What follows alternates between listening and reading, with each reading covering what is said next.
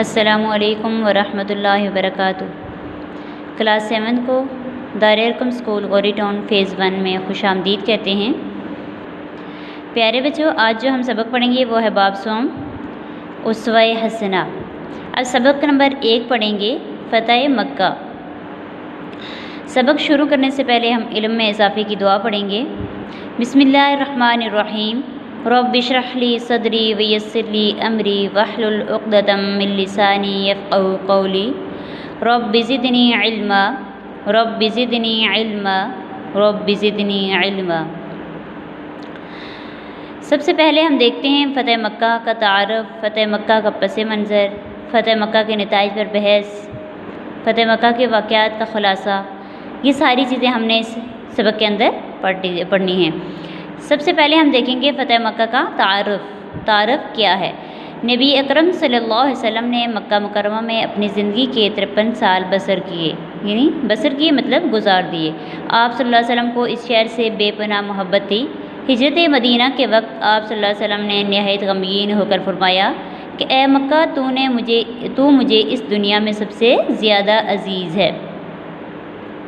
यानी जब आप सल्लम के ऊपर जुल्म ज़्यादतियाँ होने लगी तो आप सल्लम को अल्लाह ताला ने मदीना की तरफ हिजरत करने का कहा, तो उस वक़्त आप सल्लम बहुत परेशान हुए, गमगीन हुए और उन्होंने मक्का को मुखातिब होकर कहा कि तू मुझे इस दुनिया में सबसे ज़्यादा अज़ीज़ है, लेकिन तेरे फ़र्जंद मुझे यहाँ रहने नहीं देते। यानी वहाँ के जो रहने वाले लोग थे उनके बारे में कहा कि तेरे फ़र्जंद मुझे यहाँ रहने नहीं देते।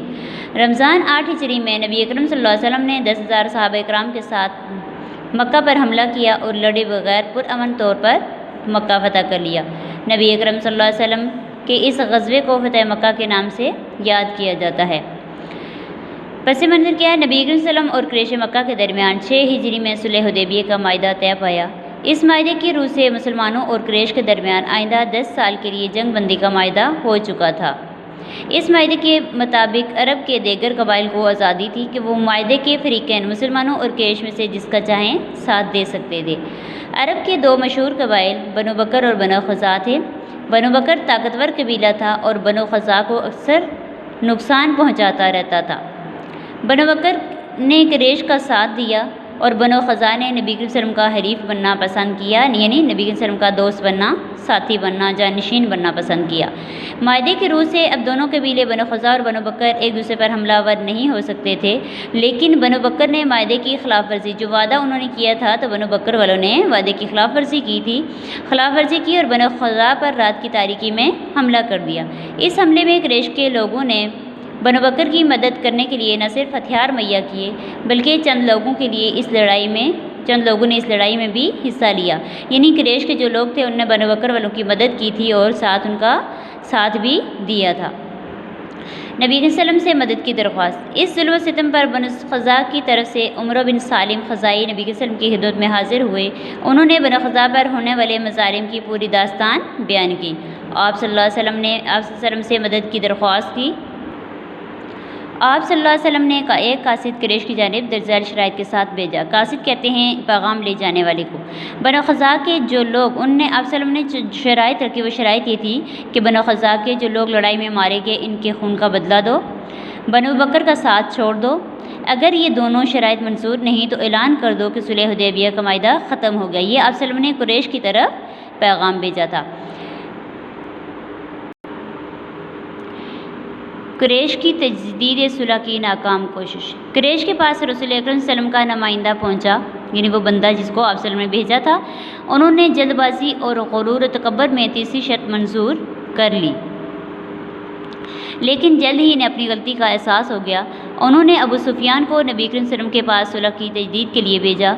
अबू सुफियान ने नबी करीम सल्लल्लाहु अलैहि वसल्लम से सुलह की दरख्वास्त की। नबी करीम सल्लल्लाहु अलैहि वसल्लम ने खामोशी इख्तियार फरमाई।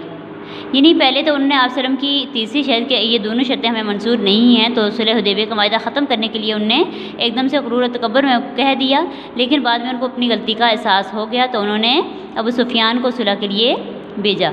वहाँ से कोई जवाब ना पाकर हज़रत बकर सिद्दीक़ रज़ी अल्लाह ताला और हज़रत उमर फ़ारूक रज़ी अल्लाह के पास गया।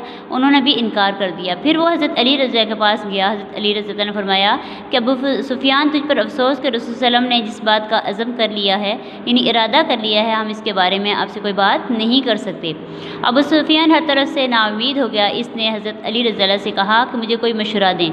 हज़रत अली रज़ी अल्लाह ने कहा कि तुम कुरैश के एक कबीले बनु कनाना के सरदार हो, ख़ुद ही इन लोगों के दरमियान अमान का ऐलान कर दो और वापस अपने वतन लौट जाओ। अबू सुफ़ियान ने ऐसा ही किया और वापस जाकर सारा किस्सा लोगों से बयान किया। सब ने परेशान होकर कहा कि ये ना तो सुलह है और ना जंग। लश्कर इस्लाम की रवानगी। सुलह हुदैबिया ख़त्म होने के बाद ये बेहतरीन मौका था कि नबी सल्लल्लाहु अलैहि वसल्लम इस्लाम की सरबुलंदी और खाना काबा को बुतों से पाक करने के इक़दाम करें। तो इसलिए आप सल्लल्लाहु अलैहि वसल्लम इस मकसद के हसूल के लिए नबी सल्लल्लाहु अलैहि वसल्लम ने नहायत राज़दारी और कुफ़ार मक्का से जंग की तैयारी शुरू कर दी। तो आप सल्लल्लाहु अलैहि वसल्लम 10 रमज़ान मुबारक 8 हिजरी को मक्का की तरफ रवाना हुए। नबी करीम सल्लल्लाहु अलैहि वसल्लम के साथ 10,000 सहाबा कराम का लश्कर था। नबी वसल्लम ने मर्रज़ ज़हरान पहुँचकर पड़ाव किया। ये एक जगह का नाम है। ये मकाम मक्का से चंद मील के फासले पर है। नबी करीम सल्लल्लाहु अलैहि वसल्लम के हुक्म से तमाम फ़ौज ने अलग अलग जगह आग रोशन की। अबू सुफ़ियान, अल्लाह ताला ने कुरैश पर सारी खबरों की रसाई रोक दी, यानी कोई भी खबर उन तक नहीं पहुंच सकती थी, इसलिए वो हालात से मुकम्मल तौर पर लाइलम थे। इस सूरत हाल से वो खौफ और अंदेशे से दो चार थे। हालात से बाखबर होने के लिए उन्हें अबू सुफ़ियान, हकीम बिन हिज़ाम और बुदैल बिन वर्का मक्का से निकले। रास्ते में उन्हें नबी वसल्लम के चचा हज़रत अब्बास रज़ियल्लाहु के मिल गए। हज़रत अब्बास रज़ियल्लाहु ने इन्हें बताया कि मुसलमानों का लश्कर आन पहुंचा है, अब कुरैश की खैर नहीं। अबू सुफ़ियान घबरा गए। हज़रत अब्बास रज़ियल्लाहु इन्हें लेकर नबी वसल्लम की तरफ रवाना हुए। रास्ते में नबी हज़रत उमर रज़ियल्लाहु अन्हु मिले।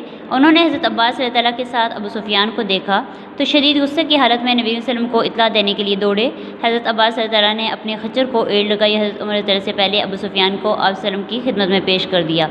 हज़रत उमर रज़ियल्लाहु ने अर्ज़ किया कि या रसूलल्लाह, मुझे इजाज़त है मैं अबू सुफ़ियान की गर्दन उड़ा दूँ। हज़रत अब्बास रज़ियल्लाहु ने कहा कि या रसूलल्लाह, मैंने अबू सुफ़ियान को पनाह दी है।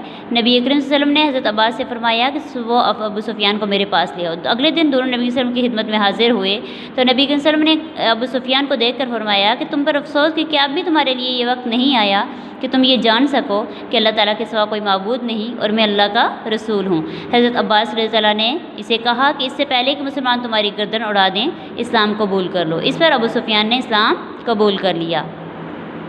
हज़रत अब्बास रज़ियल्लाहु ने नबी वसल्लम से कहा कि आप इन्हें कोई एजाज़ अता फरमाएं। तो वसल्लम ने फरमाया कि जब अबू सुफ़ियान के घर में दाखिल हो जाए इसे अमान है, जो अपना दरवाज़ा अंदर से बंद कर ले इसे अमान है, और जो मस्जिद हराम में दाखिल हो जाए इसे अमान है। अब फ़तह मक्का, नबी वसल्लम ने हज़रत अब्बास से फरमाया कि अबू सुफ़ियान को पहाड़ी की चोटी पर लेके जाकर खड़ा करो ताकि ये अल्लाह ताला का लश्कर का नज़ारा अपनी आंखों से कर ले। इस्लामी लश्कर की शान शौकत देखने के बाद अबू सुफ़ियान दौड़ते हुए मक्का पहुंचा और बुलंद आवाज़ से कहा, कुरैश के लोगों, मोहम्मद सल्लल्लाहु अलैहि वसल्लम अपने बड़े लश्कर के साथ मक्का पहुँचने वाले हैं जिनका मुकाबला करने की तुम में ताकत नहीं। अबू सुफ़ियान ने अहले मक्का को नबी वसल्लम की तरफ से अमन का पैगाम भी पहुँचा दिया। इस्लामी लश्कर जंग किए बगैर नए शान शौकत से मक्का में दाखिल हुआ। आप सल्लल्लाहु अलैहि वसल्लम ने अपने साथियों के साथ मस्जिद हराम तशरीफ़ ले गए, हिजर असद को बोसा दिया, इसके बाद बैतुल्लाह का तवाफ़ किया। बैतुल्लाह के इर्द गिर्द और इसकी छत पर 360 बुत थे। आप सल्लल्लाहु अलैहि वसल्लम कमान से इन बुतों को ठोकर मारते और तायत तिलावत फरमाते, जाअल हक़ व ज़हक़ल बातिल इन्नल बातिल कान ज़हूक़ा, कि हक़ आ गया और बातिल मिट गया, बेशक बातिल तो मिटने वाला ही है। फिर हज़रत बिलाल रज़ियल्लाहु अन्हु ने मक्के की खाना काबा की छत पर चढ़कर अज़ान दी और आप सल्लल्लाहु अलैहि वसल्लम ने खाना काबा के अंदर नमाज अदा की। नमाज से फारिग होने के बाद आप सल्लल्लाहु अलैहि वसल्लम ने बाहर तशरीफ़ लाए और कुफ़ार से पूछा कि तुम्हारा क्या ख्याल है, मैं तुम्हारे साथ क्या करूँगा। तो उन्होंने कहा कि आप करीम हैं और करीम भाई के बेटे हैं। ये सुनकर आप सल्लल्लाहु अलैहि वसल्लम ने फरमाया कि ला तस्रीब अलैकुम अल-यौम, आज के दिन तुम पर कोई गिरफ्त नहीं है। फ़तह मक्का के नताइज देख लेते हैं कि सुलह हुदैबिया के बाद माइदा जो तोड़ा जिसके नतीजे में इन पर जंग मसलत और मक्का फ़तह हो गया। इसके बाद कुफ़र की सारी क़ुव्वतें टूट गई और दुश्मनों के सारे मंसूबे नाकाम हो गए। मक्का मुकरमा कुफ़ार के दस्ते से निकलकर मुसलमानों की दस्तरत में आ गया। तमाम अहले अरब ने जान लिया कि इस्लाम एक सच्चा दीन और अल्लाह ताला का पसंदीदा दीन है। मोमिनों को बावकार मकाम देने के मुतालिक अल्लाह का वादा पूरा हो गया। उम्मीद है प्यारे बच्चों आज का ये टॉपिक आपको अच्छी तरह समझ आ गया होगा। Thank you. अल्लाह हाफिज़, फ़ी अमानिल्लाह।